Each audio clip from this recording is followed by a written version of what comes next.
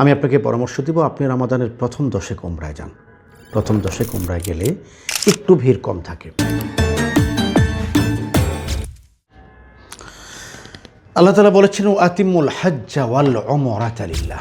তোমরা হজ এবং উমরা করো কেবলমাত্র আল্লাহর জন্য। হজ তো নির্ধারিত সময়ে, আর উমরার শ্রেষ্ঠ সময় কোনটি এটি অনেকে জানতে চান। এক্ষেত্রে আমার একটা অভিজ্ঞতা প্রসূত পরামর্শ হলো, উমরার শ্রেষ্ঠ সময় হলো রমাদানুল কারিমে। রমাদান যত বাড়তে থাকে ভিড় তত বাড়তে থাকে।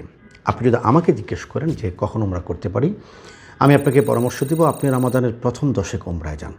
প্রথম 10 উমরায় গেলে একটু ভিড় কম থাকে। আমি ব্যক্তিগতভাবে উমরা মদিনা দিয়ে করার পক্ষে।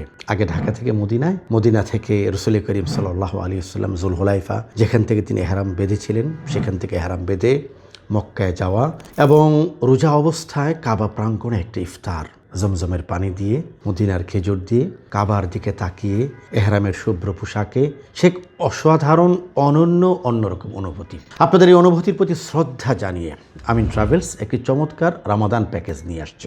আমাদের ইনবক্সে নক করে প্যাকেজটি জেনে নিন এবং রমাদানুল কারিমে উমরার অনন্য সুযোগটি গ্রহণ করুন। আপনিও। আল্লাহ পাক সবাইকে তাওফিক দান করুন।